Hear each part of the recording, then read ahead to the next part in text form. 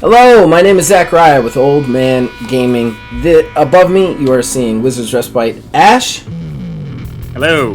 And this is The Last Tea Shop, The Endless Road. The Last Tea Shop is a game based off of a solo journaling game by Springleaf Villager. You can find that game on itch.io. All the music here is done by the man who makes the music, my brother Nick Van Sliders. You're about to watch a 15-minute episode. Hope you enjoy. We'll get right into it. Alright, so we're on episode 3. Our tea shop owner has questions and confusions. In addition to this, I did want to say something that I forgot to put at the end. The lighthouse keeper was the guy who just left. That was obviously what I rolled, but he actually left his gun on the table for you. Which is an interest that I'm just trying to make some more plot points. So he just left his gun there. Almost like you would need it more than he would. So what do you want to do with that gun before we get it any rolls, like roleplay wise? I'm going to take the gun off the table and kind of sort of hide it in the tea shop, like behind some dishes on the counter, just so it's not really like buried or anything, but out of the way and out of sight for anybody else that should happen to wander by. But before I do, I'll look over the gun and see if there's anything, particularly interesting about it, and maybe note that on the handle there is the emblem of a lighthouse.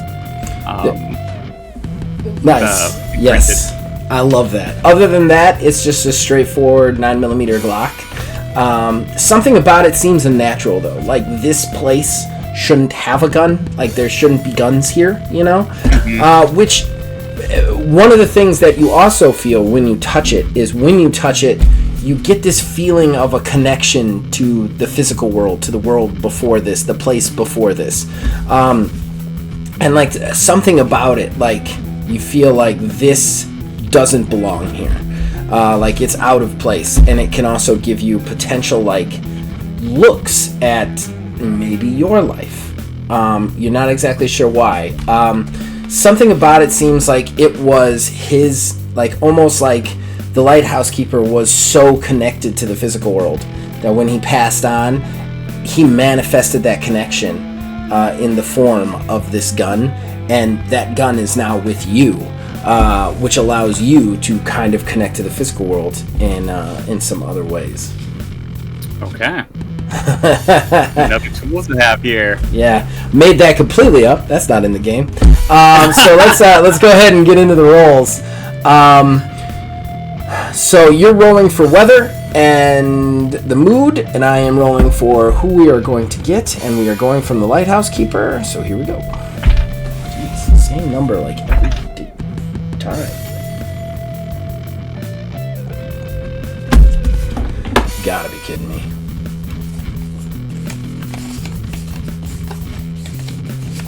Okay, this is going to be a tough one for me, I think.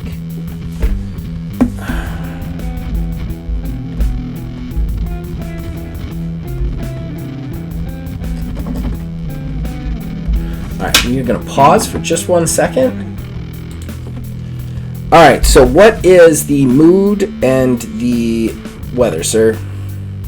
Alright, so the weather is sort of a swirling mist that's the normal gentle mist that covers the lowland of this forest is swirling and massive and sort of agitated. And the mood is generally confusing. Like everything, the light is glancing off of all these swirling mists in a weird way, making it very disorienting and hard to navigate through and see through the mist. Okay, so I'm gonna get a little crazy with this one.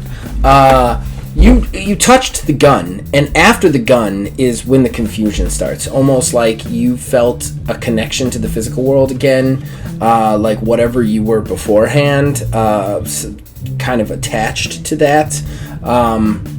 You see a lady's face, kind of a blonde woman, smiling at you, and for some reason the unnaturalness of this forces you, like once you've hit it, to just like pull your hand away before you get any more information.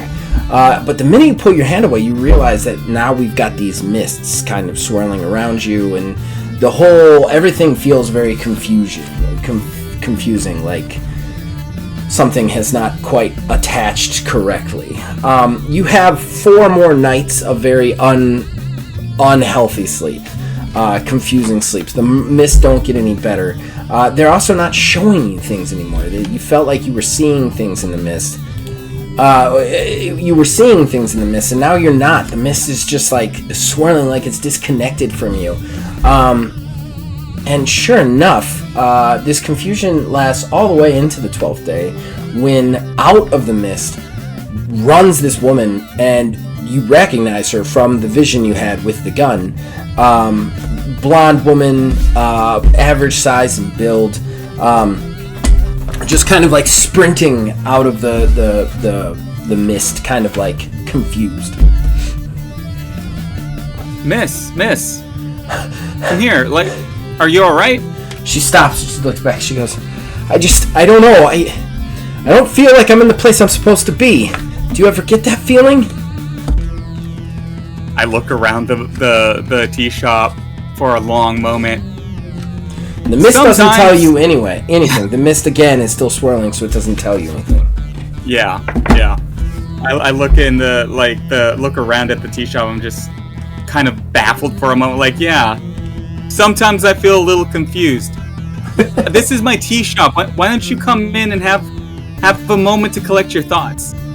She kind of looks at you for a really long time, and then she takes a deep breath. She looks around again, and she goes, "Yeah, I guess it's safe here. I was running, and I was so scared, and I don't know. Now I feel a little bit safer." She looks up at you, and she goes, "And you look. Have we met before?" I look at her, obviously not really remembering, but knowing that she has some connection that I can't quite remember. I saw her in this vision when I held this gun, this little artifact from the other side, and I'm not sure, miss. I've been having trouble sleep the last few days. Things have been a little bit hectic in the forest. All of this mist comes in, and it's kind of hard to get your bearings. Why don't you come inside? We'll sit down, and I'll make us some tea. She takes a deep breath and nods. Yeah, okay. That sounds like a good idea. And then she follows you in and sits down at the table, still unnerving. You don't feel any better once you're in the tea shop. There just feels something off about this customer, this situation. It just doesn't feel right. It doesn't feel like it's supposed to be. Okay.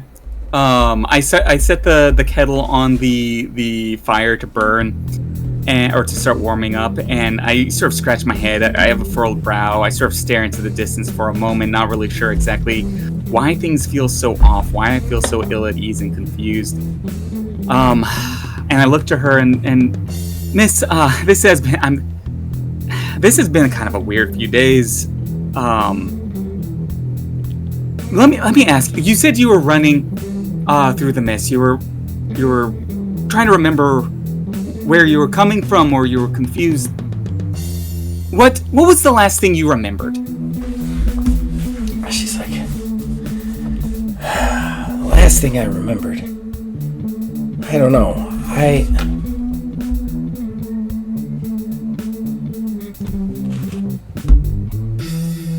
Last thing I remembered, I was at,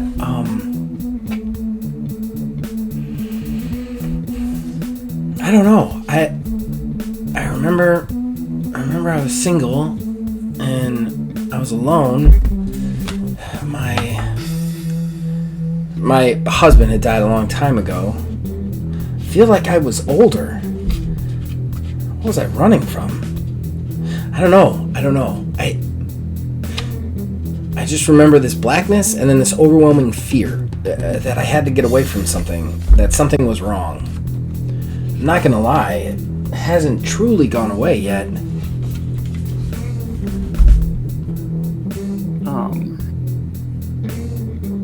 Take your time. The mist outside hasn't cleared, and the water is still boiling. Maybe maybe something else will help clear things up. My last tea shop, or my last visitor to this tea shop, was a man of the law.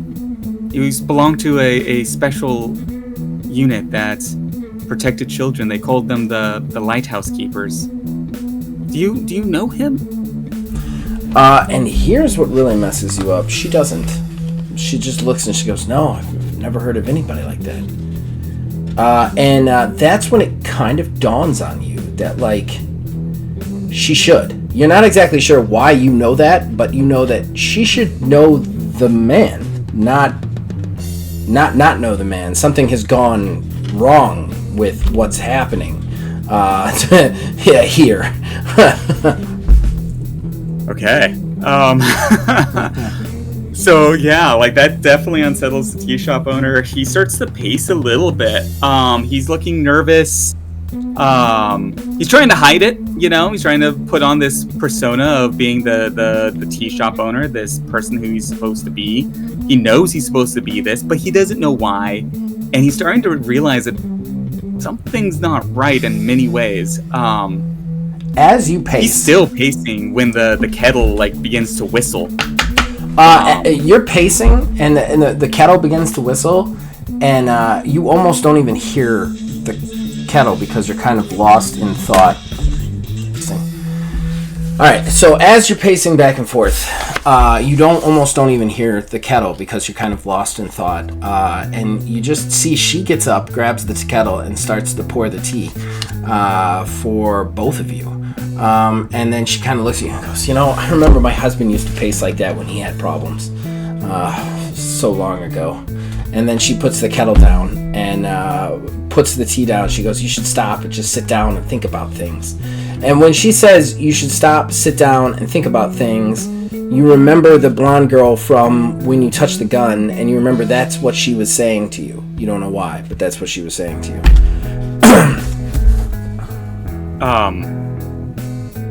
I will take a breath and like sort of stumble towards the chair and sit down at the table with her.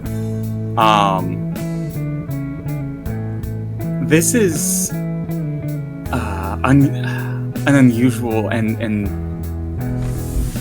difficult day. What do you say we make a little tea of mirth? I think maybe a brightening of our spirits is in order. There's some reindeer lichen on the shelf up there. Would you mind grabbing that for me? She just goes right over and grabs it as if she's been there the entire time. What kind of tea? Tea of mirth. Tea of mirth. I was been laughing at everything and nothing. Okay.